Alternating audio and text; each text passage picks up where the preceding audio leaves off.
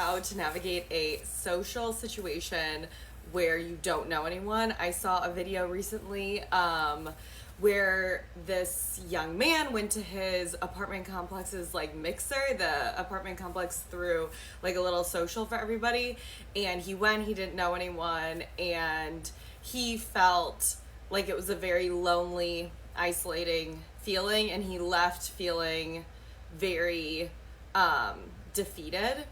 And I want to make this point very clear that anytime you extend yourself, or anytime you put yourself in a position in which you have to like be a little bit brave or be a little bit courageous socially, you've already won. Like, regardless of what happens, regardless if people, you know, give you a standing ovation when you walk through the door, you feel like you've made really good connections, it doesn't really matter, because just by result of showing up, you've already demonstrated like so much heart and so much courage. I've been there. It can be anxiety inducing. I know so many people who have been in that position, but you've already won by result of just showing up. When you go somewhere where you don't know anyone and you want to talk, I want you to imagine a like old school middle school, high school dance, and people are dancing, and you're standing on the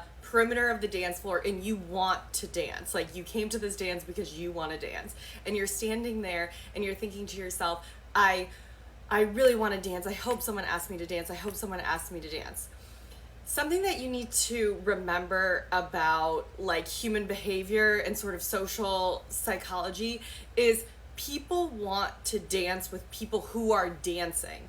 So life happens while you're in motion. Opportunities come to you while you're in motion. So when you're at these social situations and you feel like you're kind of hugging the wall, and maybe your body language is very like arms crossed, you're checking your phone, not making good eye contact with anyone, remember that like you have to start engaging in those conversations first, because people want to dance with people who are dancing. People want to talk to people who are talking. It's like an easier flow to match. And also you can understand that it's difficult to like go up to someone who's not really conversing and say, hey, come talk to us. It's much easier for that person to raise their hand and say, yes, I want to talk to you guys, and I want to be like in this circle. I've done, or what people have done to me, is they kind of just bring attention to the fact. Like I've said, hi, I'm here by myself. Do you guys mind if I talk to you? Especially in a situation where it's understood that like mingling is going to happen, whether it's a networking event, happy hour, mixer, things like that. People are primed and ready and willing to kind of chit chat. And so I just take advantage of that and maybe call attention to the fact that like I'm here by myself and I would love to meet you guys. When that happens, when like if someone gives me an inch in the circle and now I'm in the circle, it's important that like you continue to push the ball forward. So they've maybe opened up the circle a little bit for me. I've said, hi, I'm here by myself. I would love to like introduce myself. They open it up. I step into the circle right away. Hi, my name is Rachel. So nice to meet you guys. Maybe I just moved there. Maybe I just moved from New York City, the Big Apple. I'm shaking hands. I'm making eye contact. What are your names? Usually I repeat a name back. So if someone's like, hi, I'm Sophie. I'm like, Sophie, so nice to meet you. Eric, so nice to meet you. What, like going around the circle. And then I usually try to have something like quick and ready to go. I'll be like, I just moved here. You know, my sister's visiting me next week. Have you guys like tried any of the restaurants in this neighborhood? Any recommendations? Okay.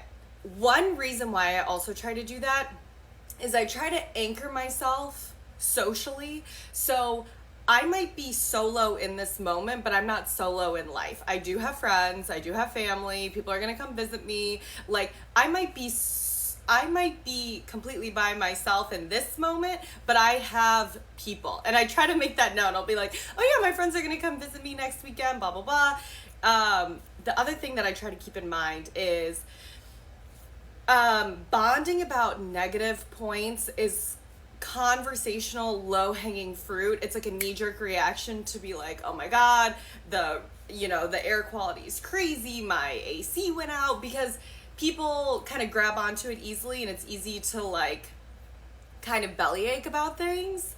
I try to avoid that because when people remember me for like even though it's not my aim, they still kind of remember me like cloaked in this negativity. So I try to be super positive and super like grateful. I mean, that's just like life in general.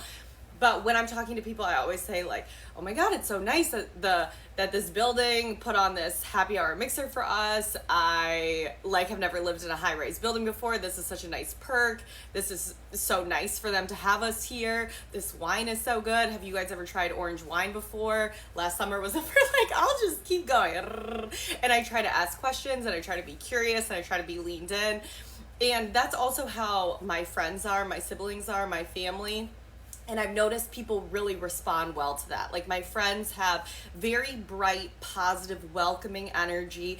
And then I also love doing this. I love trying to like welcome other people into the circle. When you assume the role, when you switch positions from like shit, I'm here by myself, I know no one, and then you start being the welcomer, for whatever reason your brain starts to feel more confident in that role and like more self-assured. When you turn your body language open and you're like, "Oh hey, like come chat with us, like so nice to meet you," and then you kind of roll into it. For whatever reason, when you start to assume the position of like, "Oh, I can invite people and I can welcome people," you start to feel a bit more comfortable. Another tip to look out for is when you're in these types of settings, there's usually people who have like vested interest in conversing with you, or like maybe it's their job. So if I went to a networking event hosted by like the Young Professionals of Chicago, that committee is there. So if no one's talking to me and it's swing and a miss after swing and a miss and no one wants to chat with me, first of all, I never let that deter me. I'm very unflappable in these situations because I like to think of it like you can't let these little microcosm events deter you. I like to think of myself as like Indiana Jones with like a, flame torch walking down the tunnel, and that flame torch is like my self-worth and what I carry with me. Like people might not want to chat with me and that's okay. Maybe someone had like a busy day and they don't want to hear like the Rachel Lovely saga. That's totally fine. If that's the case, I would go up to the Young Professionals of Chicago and say like, "I just want to introduce myself. I wanted to thank you guys for having me. This is such a great event. This is my first time being here. Like, do you guys do this annually?" Like, I'll just go and go and go. And I have found that that's a really good way to practice like getting your conversational reps in. There's like a rhythm and cadence to conversation that you can practice in like a low stakes environment. I also like recommending practicing that in like a Trader Joe's. Trader Joe's is so good for that. Or Buck Mason. If you have a Buck Mason near you, I went there recently. Every single person that worked there was like gorgeous, like models, like these male models were working there, and they were like, "Do you want a whiskey?" I was like, "Sure, it's 10 a.m., but sure." So, and they were like so good at keeping the conversation going. And so those are good low stakes environments to kind of practice like the ping pong that is making and holding conversation. Okay, let's say you're just getting dunked on. Like no one wants to talk to you. You feel like the biggest loser. Something that I do in my mind is I imagine retelling that situation to someone who loves me. So I pretend like I've called my parents, my mom and my dad, and I'm like, "Oh my God, I went to this happy hour in my new building and I was a social pariah. No one wanted to talk to me. I feel like the biggest loser." And I picture my parents saying to me like, "Oh, don't worry about it. You're like, shake it off. You got this." Like I picture that conversation in my mind and I like remind myself that it's okay that I tried, and I'm proud of myself for trying. I'm proud of myself for putting myself out there. It's not easy to do that, but I like the fact that I've built that like resiliency muscle, and I know that in the long term, it's gonna serve me better to keep putting myself in those spaces because it's worth it to have that human connection. Okay, so I hope that was helpful.